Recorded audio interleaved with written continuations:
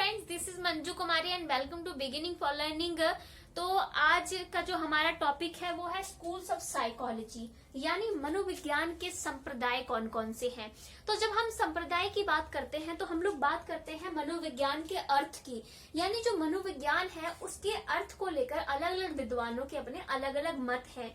वैसे तो अभी इसका जो अर्थ है मनोविज्ञान का, साइकोलॉजी का, व्यवहार यानी जो हमारा बिहेवियर होता है उसके अध्ययन से लिया जाता है।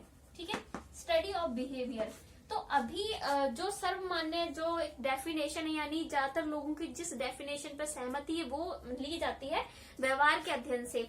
तो हम जो संप्रदाय यानी स्कूल्स की बात कर रहे हैं उसमें हम लोग बात करेंगे कि अलग अलग विद्वानों ने क्या मत दिए हैं साइकोलॉजी के अर्थ को लेकर, यानी साइकोलॉजी के मीनिंग उन लोगों ने क्या क्या अपने अकॉर्डिंग बताए हैं, यानी कौन कौन से साइकोलॉजिस्ट हैं। तो उन्होंने अलग अलग संप्रदाय फेमस है इसकी मीनिंग को लेकर। तो सबसे पहले हम लोग बात करेंगे, संप्रदाय शुरू करने से पहले एक बार मैं साइकोलॉजी का अर्थ बता देती हूँ।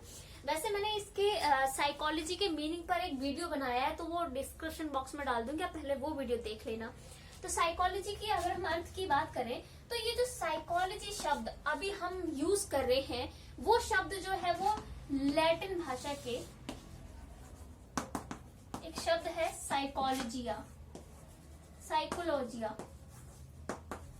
तो साइकोलॉजी शब्द जो है वो लैटिन भाषा के साइकोलॉजिया शब्द से बना है। ठीक है, यानी लैटिन भाषा में एक शब्द है साइकोलॉजिया, और इस साइकोलॉजिया शब्द का सबसे पहले प्रयोग जो है वो 1506 में मार्को मैरोलिक ने किया था।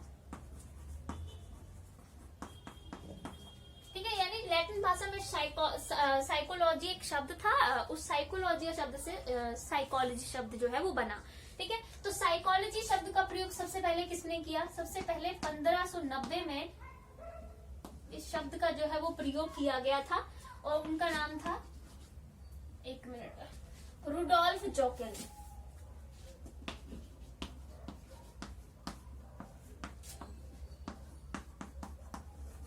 ठीक है, तो साइकोलॉजी का शब्द जो है, वैसे साइकोलॉजी का मीनिंग क्या है उसका तो मैं बना चुकी हूँ, तो एक जस्ट एक मीनिंग बता रही हूँ कि साइकोलॉजी शब्द जो है वो साइकोलॉजिया से लिया गया है। ठीक है, और किस किस ने इसका कब कब प्रयोग किया वो मैंने आपको बता दिया।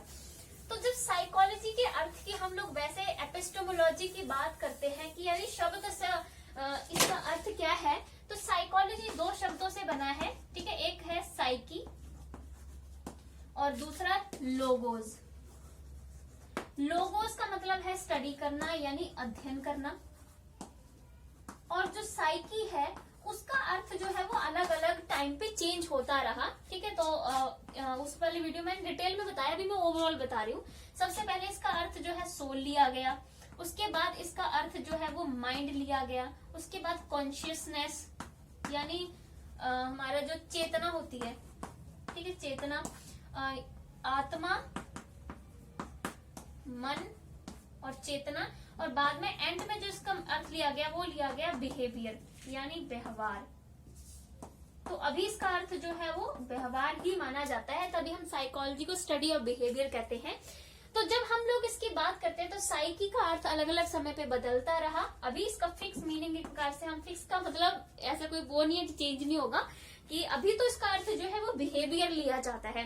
ठीक है, तो जब हम कॉन्शियसनेस की बात करते हैं तो ये बात मैं अलग बताऊंगी कि कौन कौन से विद्वानों ने कौन सी चीजों को सपोर्ट किया है। ये जब हम स्ट्रक्चरलिज्म की बात करेंगे तो कॉन्शियसनेस को जो है वो विलियम वुड ने बहुत सपोर्ट किया जब इसका ये मीनिंग आया, पर बिहेवियर, स्टडी ऑफ बिहेवियर को ही साइकोलॉजी का एग्जैक्ट मीनिंग जो है वो माना जाता है।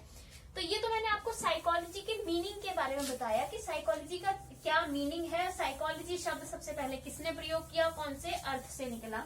अब हम लोग जो है वो जो हमारे स्कूल्स है यानी संप्रदाय हैं उसकी बात कर लेते हैं। हम मेनली 8 संप्रदाय की बात करेंगे। ठीक है, शॉर्ट में मैं यहाँ लिखवा देती हूँ, SFPB GCSC। ठीक है, SFPB GCSC। ठीक है, एस से हम लोग बात करेंगे सबसे पहले स्ट्रक्चरलिज्म की।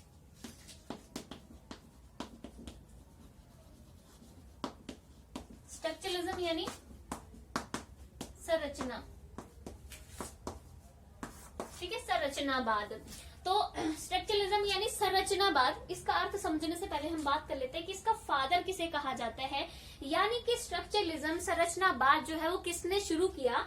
तो जब हम बात करते हैं तो वैसे तो विलियम जो है वो विलियम वुंट का नाम आता है कि इसका जो हम फादर की बात करते हैं, अगर आपसे पूछा जाए कि स्ट्रक्चरलिज्म के फादर कौन है तो विलियम वुंट का नाम आता है, ठीक है, विलियम वुंट।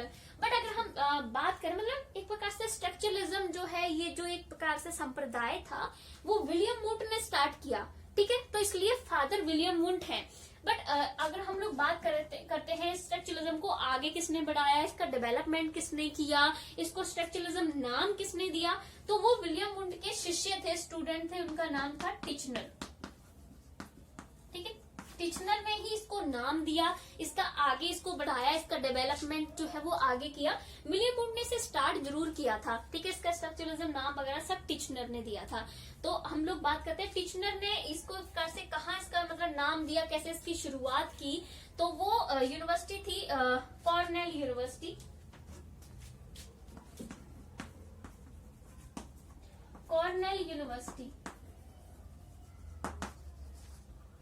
1892, और ये यूनिवर्सिटी थी अमेरिका में, यहाँ पर उन्होंने इसको शुरू किया था टिचनर ने, ठीक है, स्ट्रक्चरलिज्म को। ये तो हमने बात कर ली कि किसने इसको स्टार्ट किया, और अब हम लोग बात करेंगे कि इसका स्ट्रक्चरलिज्म का मीनिंग क्या है, ठीक है।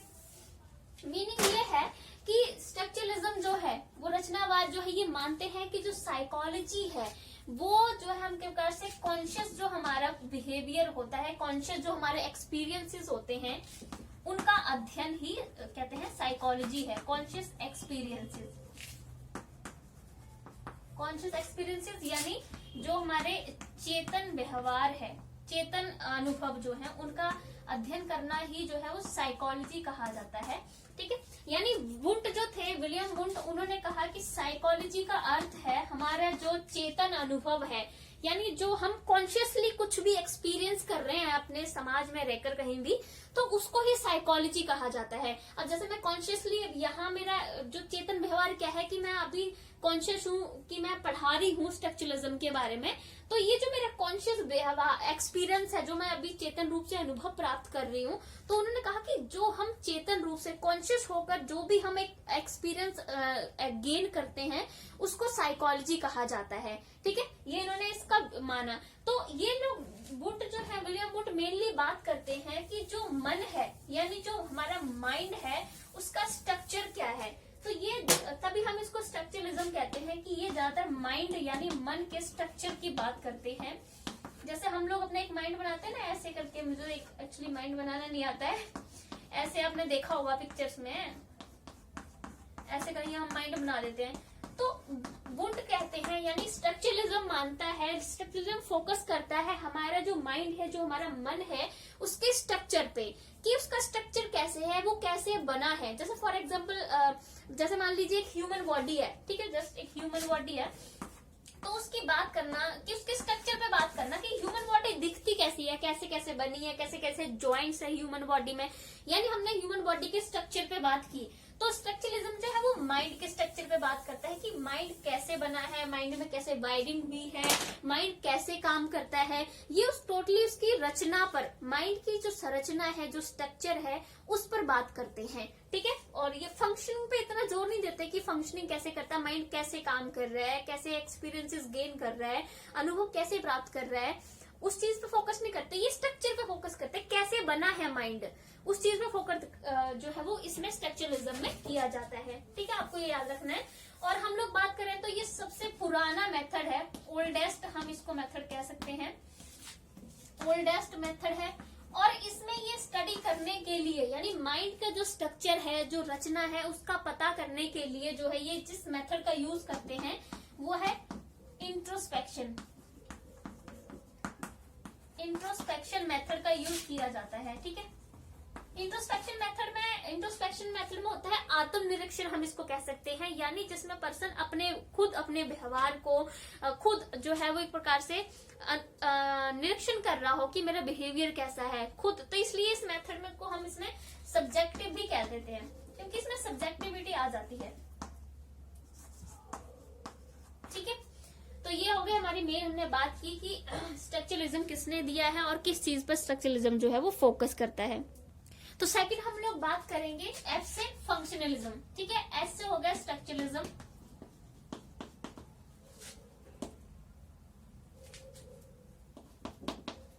और एफ से हो जाएगा फंक्शनलिज्म। इसको बोलते हैं प्रकार्यवाद। तो हम लोग बात करेंगे फंक्शनलिज्म की। तो फंक्शनलिज्म जो है इसका फादर किसे कहा जाता है, इसकी शुरुआत किसने की, तो उनका नाम था विलियम जेम्स।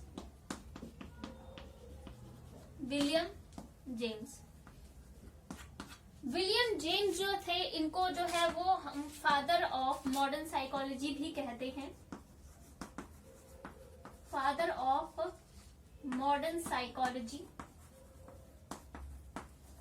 अगर फादर ऑफ साइकोलॉजी पूछा जाए तो ज्यादातर लोग एरिस्टोटल को कहते हैं, बट मेनली जो ज्यादातर जो माना जाता है वो हम विलियम वुंट को, जो कि फादर ऑफ स्ट्रक्चरलिज्म, इससे पहले अभी मैंने बताया, उनको हम फादर ऑफ साइकोलॉजी कहते हैं। और विलियम जेम्स को फादर ऑफ मॉडर्न साइकोलॉजी, और विलियम वुंट को फादर ऑफ एक्सपेरिमेंटल साइकोलॉजी भी कहा जाता है।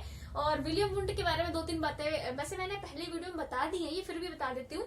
एक तो उनको फादर ऑफ साइकोलॉजी कहा जाता है, फादर ऑफ एक्सपेरिमेंटल साइकोलॉजी कहा जाता है।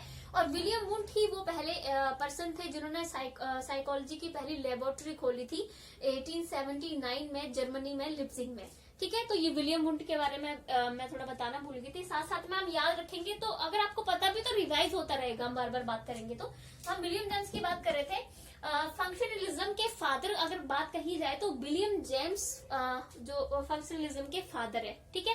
और इनको फादर ऑफ मॉडर्न साइकोलॉजी भी कहा जाता है। और इनकी एक बुक है बहुत famous, principles of psychology. Principles of psychology यानी मनोविज्ञान के सिद्धांत के नाम से इनकी बुक है, जो कि इन्होंने 1890 में इन्होंने अपनी बुक लिखी थी, ठीक है। और हम इनकी बात करते हैं तो ये तो हो गया कि फंक्शनलिज्म की शुरुआत किसने की थी।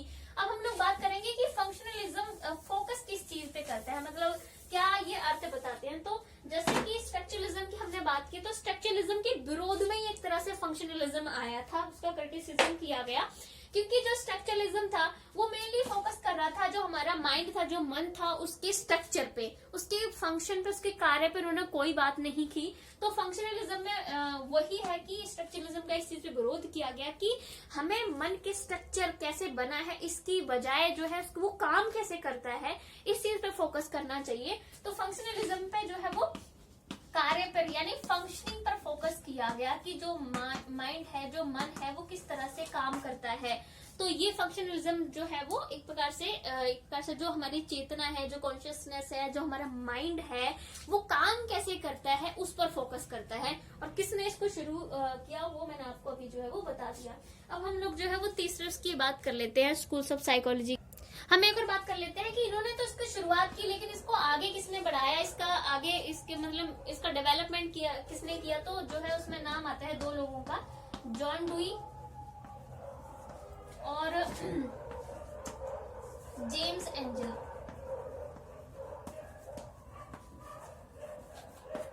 ये 2 पर्सन हैं जिनका नाम आता है, जिन्होंने फंक्शनलिज्म को आगे बढ़ाया, उसका विकास किया, ठीक है। तो थर्ड जो हमारा आएगा वो आएगा हमारा टी से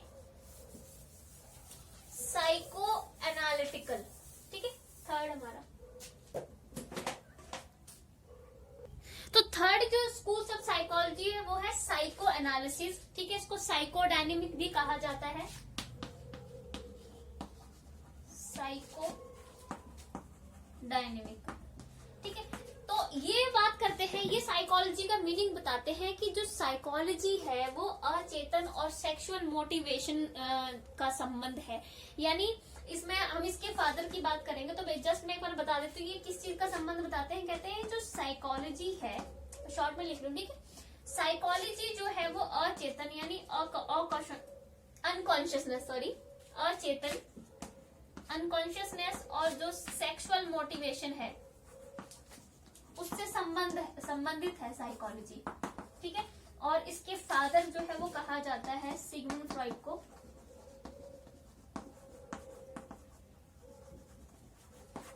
ठीक है। तो साइकोलॉजी है, साइकोलॉजी का जो अर्थ है वो अनकॉन्शियस और जो सेक्सुअल मोटिवेशन है उससे संबंधित है साइकोलॉजी।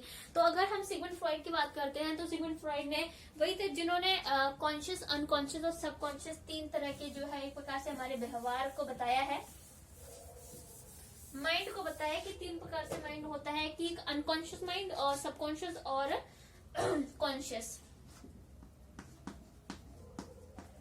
कॉन्शियस जिसमें हम लोग पूरी तरह से अवेयर होते हैं, अनकॉन्शियस में हम उतनी तरह अवेयर नहीं होते, उतनी हमारे आसपास की जो चीजें हैं उनके प्रति।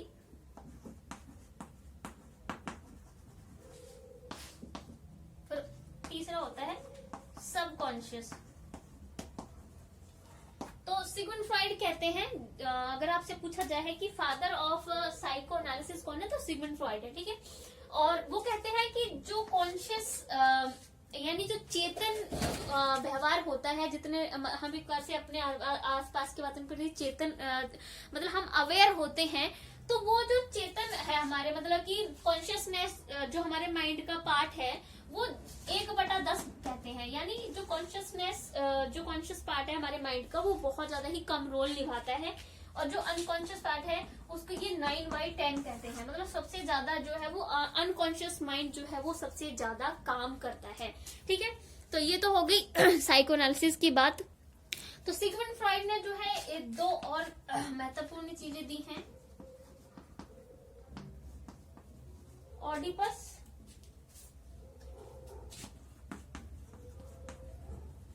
और इलेक्ट्रा, ठीक है।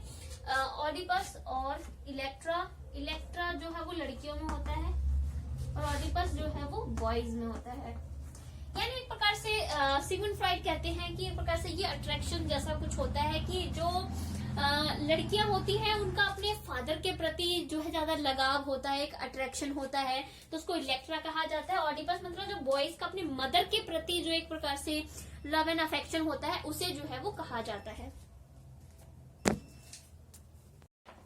तो हम लोग बात कर रहे थे इलेक्ट्रा और ऑडिपस। जो इलेक्ट्रा है वो लड़कियों के अंदर होता है, एक प्रकार से एक फीलिंग होती है, उनका अपने पिता के प्रति जो है वो ज्यादा लगाव होता है, ठीक है। वैसे तो सिगमंड फ्रॉइड की बात करें तो ये सेक्सुअल अर्ज की बात करते हैं कि इस तरह से लगाव होता है, बट हम लोग बात करें तो इलेक्ट्रा मतलब लड़कियों का अपने फादर के प्रति लव एंड अफेक्शन, उनके प्रति उनका अट्रैक्शन, और ऑडिपस यानी लड़कों का अपने माता के प्रति लव एंड अफेक्शन, ठीक है, अट्रैक्शन प्रकार से हम इसे जो है वो कह सकते हैं। वही सिगमंड फ्रॉइड जो है वही ये इड, ईगो, सुपर ईगो की बात भी करते हैं। इड, ईगो और सुपर ईगो, ठीक है। इड का मतलब एक प्रकार से ज्यादा, एक प्रकार से हम कह सकते हैं कि अपने प्रति ज्यादा सोचना, एक प्रकार से हम जानवर प्रवृत्ति जिसे हम कहते हैं कि अपने बारे में ही सोचना, अपने उस पे ही होता है, ठीक है। और इस तरह से जो सुपर ईगो है मतलब दूसरों के लिए ही पूरी तरह से समर्पित होने की भावना होती है कि सारा कुछ दूसरों के लिए ही करो। इड में होता है कि सब कुछ अपने लिए, अपने देखा ना कुछ लोगों में ऐसी समाज में प्रवृत्ति होती है वो सब कुछ अपने लिए करना चाहते हैं, चाहे इसलिए कुछ भी गलत भी करना क्यों ना पड़े, दूसरों को खत्म क्यों ना करना पड़े, पर सब कुछ अपना भला चाहते हैं टोटली भी, कैसे भी उनकी इच्छाएं, उनकी खुशी, ये सब जो है वो पूरा हो। इसमें प्लेजर की बात होती है कि अपनी खुशी, ठीक है, अपना सब कुछ अच्छा हो। और सुपर ईगो में दूसरों के प्रति टोटली समर्पित कि अपना कुछ होना हो लेकिन दूसरों का अच्छा हो। तो ईगो जो है बीच में बैलेंस बना के रखती है कि समाज का भी अच्छा करना है, दूसरों का भी अच्छा करना है, बट अपने बारे में भी सोचना है, तो एक बैलेंस बना के रखती है बीच में ईगो, ठीक है। तो ये भी सिगमंड फ्रॉइड जो है इस तरह की बात, तीनों की बात भी यही करते हैं। और एक दो बात और कर लेते हैं एरोज और थैनाटोस की।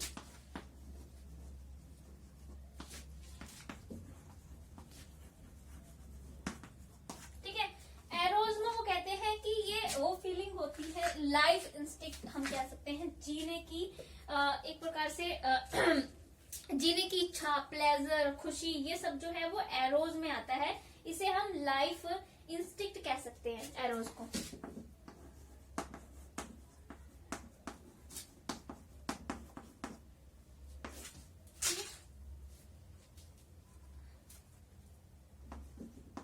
और इसे हम डेथ इंस्टिंक्ट।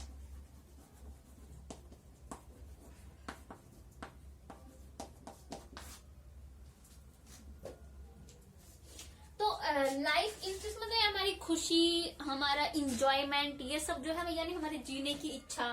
थैनाटोस में होता है कि मरने की इच्छा, मतलब जिसमें निराशा, दुख, ये सब जिसमें लोगों के अंदर से फीलिंग आती है उसे थैनाटोस कहा जाता है। ठीक है, तो ये हो गया हमारा तीसरा। अब हम लोग बिहेवियरिज्म की बात यानी अगले स्कूल्स ऑफ साइकोलॉजी की बात कर लेते हैं। तो बी से है बिहेवियरिज्म यानी व्यवहारवाद। व्यवहारवाद, इसके अगर हम फादर की बात करें तो जेवी वॉटसन को जो है इसका फादर माना जाता है, और जेवी वॉटसन को जो है वो फादर ऑफ बिहेवियरिज्म भी कहा जाता है। फादर ऑफ, क्योंकि व्यवहारवाद इन्होंने ही शुरू किया है तो उनको फादर ऑफ बिहेवियरिज्म। एक मिनट, फादर ऑफ बिहेवियरिज्म, इन्होंने इसको जो है 1913 में शुरू किया। ठीक है, माना जाता है इसको, उन्होंने इसको 1913 में शुरू किया था, और यूनिवर्सिटी का नाम था जॉन हॉपकिंस यूनिवर्सिटी। 1913 में जेबी वॉटसन ने बिहेवियरिज्म की स्टार्ट की थी जॉन हॉपकिंस यूनिवर्सिटी में। ठीक है, तो आपने जगह भी याद रख लेनी है कि 1913 में बिहेवियरिज्म की शुरुआत मानी जाती है जॉन हॉपकिंस यूनिवर्सिटी में, और जेबी वॉटसन इसके फादर हैं। जेबी वॉटसन को फादर ऑफ बिहेवियरिज्म भी कहा जाता है। तो बिहेवियरिज्म क्या मानता है कि जो साइकोलॉजी है वो स्टडी ऑफ बिहेवियर है, और अभी यही माना जाता है वैसे भी साइकोलॉजी का अर्थ, यानी कहते हैं मनोविज्ञान व्यवहार का अध्ययन है। ठीक है, तो इसमें बिहेवियरिज्म में अब एक दो हम और बात कर लेते हैं कि जेबी वॉटसन के बारे में। तो उनको फादर ऑफ बिहेवियरिज्म कहा जाता है, और जेबी वॉटसन ही वही है जिन्होंने बोला था कि मुझे आप 1 दर्जन यानी 12 बच्चे दे दो और मैं उनको कुछ भी बना सकता हूँ। यानी ये हेरिडिटी को कम महत्व देते हैं, एनवायरमेंट को ज्यादा महत्व देते हैं, वातावरण को ज्यादा महत्व देते हैं कि वातावरण में कंडीशनिंग करके मतलब सिखाया जा सकता है, यानी पेवलोव से भी प्रभावित है। ठीक है, इनका एक बच्चा था जिस पर इन्होंने एक्सपेरिमेंट किया था, अल्बर्ट नाम का खरगोश के साथ में। वो एक्सपेरिमेंट भी बहुत फेमस है। ठीक है, अल्बर्ट नाम का कहते हैं वैसे कि इन्हीं का बच्चा था 11 साल का। तो इन्होंने कंडीशनिंग के द्वारा यानी अनुबंधन के द्वारा ऐसा कि उसको बच्चे को सॉफ्ट चीजें दी, उसके बाद एक भयानक आवाज बजाई। तो जैसे ही उसको बच्चा जब भी कोई सॉफ्ट चीज पकड़ता तो भयानक आवाज आती। इस प्रकार से वो मतलब ऐसे इन्होंने मेनली क्या कहते हैं खरगोश दिया था बच्चे को, बहुत ही सॉफ्ट उसके बाल थे, फिर भयानक आवाज बजाते। फिर से ऐसे इन्होंने कई बार किया। उसके बाद बच्चे को कोई भी सॉफ्ट चीज दी गई तो वो सॉफ्ट चीज से डरने लगा, क्योंकि उसकी कंडीशनिंग कर दी गई कि सॉफ्ट चीज पकड़ने से भयानक आवाज आती है, डरावनी आवाज आती है। तो ये पेवलोव से भी प्रभावित थे। ठीक है, और पेवलोव कंडीशनिंग की बात करते हैं तो ये इन्होंने हेरिडिटी को कम महत्व दिया है, कंडीशनिंग की भी जो है उससे भी रिलेटेड है ये। ठीक है, बिहेवियरिज्म में भी इनका विश्वास है। ठीक है, और स्टिमुलस और रिस्पॉन्स जो है, उद्दीपन और जो हम उसको स्टिमुलस एंड रिस्पॉन्स कहते हैं, वो भी इन्होंने ही जो है वो शुरुआत उसकी की।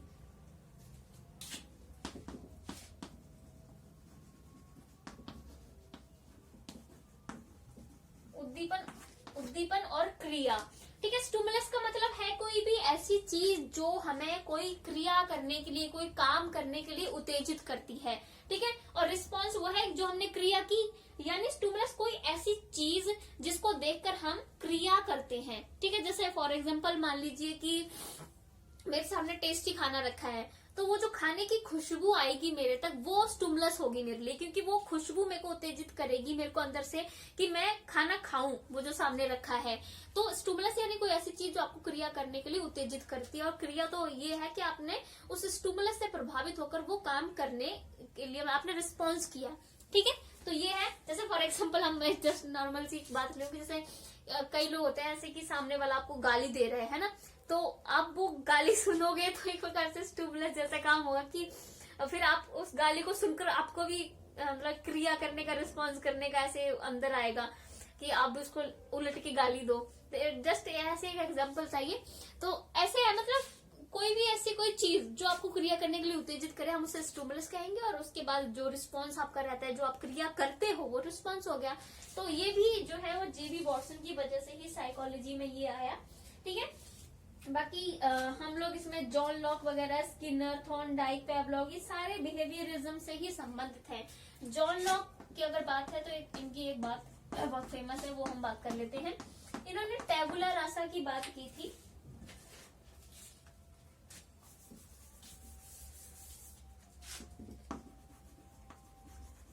टैबुला रासा यानी खाली स्लेट या खाली बर्तन, कोई भी। इन्होंने बोला कि जो बच्चे होते हैं वो खाली स्लेट होते हैं, आप कोरी तख्ती, आप उन पर कुछ भी लिख सकते हो। यानी मीन्स टू से कि बच्चों को कुछ नहीं आता, एक प्रकार से ये कहने का इनका मतलब सब कुछ उनको सिखाया जाता है यहीं से, एनवायरमेंट में ही, और वो काम टीचर करता है। ठीक है, तो फ्रोवेल वगैरह ने इस चीज पर काफी विरोध किया कि नहीं, मतलब ये थोड़ी कि बच्चे ब्लैंक है, नहीं, वो खुद सीखते हैं, उनके अंदर खुद इतनी एबिलिटी होती है बच्चों में सीखने की। ठीक है, तो उनको स्वयं का सीखने का अवसर देना चाहिए। फ्रोवेल ने इनका क्रिटिसिज्म भी किया है, बट जॉन लॉक की बात आई तो मैंने बता दिया। ठीक है, तो अभी हमारे पास हमने 4 कर लिया। अब ये 4 जो रह गए हैं GCSE, ये हम नेक्स्ट वीडियो में बात करेंगे। ठीक है, क्योंकि बहुत ज्यादा लंबी वीडियो हो जाती है, तो पहले आप जो है वो ये 4 स्कूल्स ऑफ साइकोलॉजी को देखें। इनमें मैंने जो आपको मेनली जो बताया है कि फादर कौन है, इनकी कब शुरुआत हुई, वो आप अच्छे से याद रखें, क्योंकि क्वेश्चन वहीं से बनते हैं। तो अगर आपको ये वीडियो अच्छी लगे तो लाइक या सब्सक्राइब जरूर करना। थैंक यू, धन्यवाद।